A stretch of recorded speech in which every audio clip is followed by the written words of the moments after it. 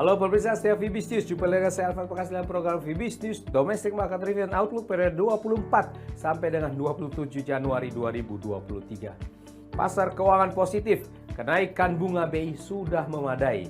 Ya, pasar investasi dalam negeri pekan lalu diwarnai dengan sejumlah isu, diantaranya pasar keuangan Indonesia positif selama sepekan, didukung diantaranya oleh capital inflow yang kuat ke pasar dan IHSG melejit 3,5% dalam seminggunya. Sementara itu, Bank Indonesia menaikkan kembali suku bunga acuan BI 7-day reverse repo rate 25 basis points menjadi 5,75%. Dengan demikian, Bank Indonesia sudah menaikkan suku bunga dalam 6 bulan berturut-turut dengan totalnya 225 basis point. Kenaikan akumulatif ini disebutkan Bank Indonesia memadai. Demikian dinyatakan oleh Gubernur BI yang dapat menjadi indikasi BI tidak akan menaikkan suku bunga lagi ke depannya. Di pihak lain, neraca perdagangan Indonesia Desember 2022 kembali surplus. Berarti ini surplus berturut-turut dalam 32 bulan sejak Mei 2020. Untuk minggu berikutnya, isu prospek pemulihan ekonomi dalam dan luar negeri akan kembali mewarnai pergerakan pasar. Seperti apa dinamika pasar hari ini? Berikut detail dari Fibis News Domestic Market Review and Outlook periode 24 sampai dengan 27 Januari 2023. Ya, kita awal dengan pasar modal Indonesia. IHSG secara mingguannya menguat tajam 3,51% ke level 6.875. Ya, IHSG ini rebound signifikan sepekan penuh ke level 2 minggu tertingginya, ditopang oleh aksi beli investor asing serta data neraca perdagangan Indonesia yang surplus sejak Mei 2020 dan kenaikan suku bunga acuan Bank Indonesia yang kemungkinan akan berhenti setelah menjadi 5,75%.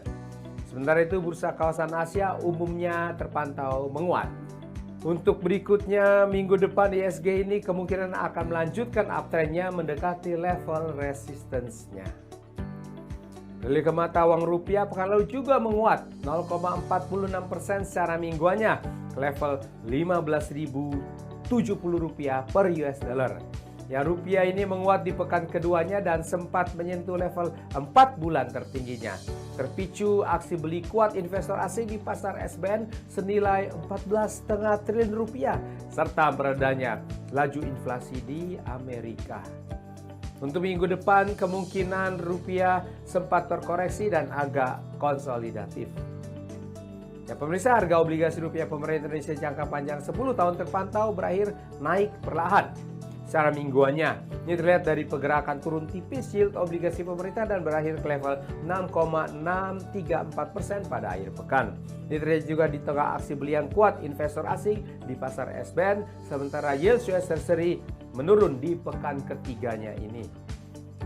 Ya, pemirsa setia Fibis News, rapat Dewan Gubernur Bank Indonesia pada 18-19 Januari lalu memutuskan untuk menaikkan BI 7-day reverse repo rate sebesar 25 basis point menjadi 5,75%. Suku bunga deposit facility menjadi 5% dan lending facility menjadi 6,5%. Keputusan kenaikan suku bunga yang lebih terukur ini merupakan langkah lanjutan untuk secara front-loaded, preemptive, dan forward-looking memastikan terus berlanjutnya penurunan ekspektasi inflasi dan inflasi ke depan. Demikian Bank Indonesia.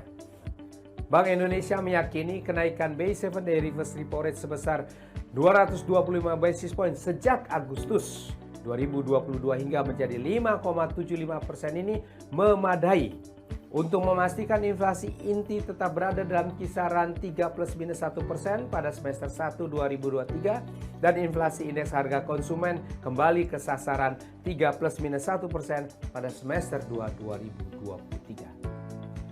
Perbaikan pertumbuhan ekonomi Indonesia berlanjut didorong oleh permintaan domestik yang semakin kuat, demikian Bank Indonesia. Pertumbuhan ekonomi 2022 diperkirakan bias ke atas dalam kisaran 4,5 sampai dengan 5,3%, didorong oleh kuatnya kinerja ekspor serta membaiknya konsumsi rumah tangga dan investasi non-bangunan.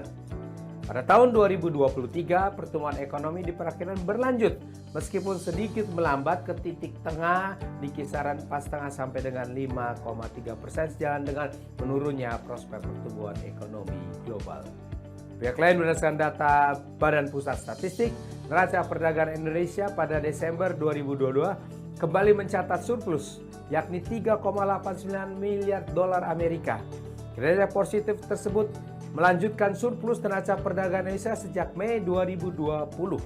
Dengan perkembangan tersebut, neraca perdagangan Indonesia pada Januari sampai dengan Desember 2022 secara keseluruhan mencatat surplus 54,46 miliar dolar AS, jauh lebih tinggi dibandingkan capaian periode yang sama tahun 2021 yang lalu.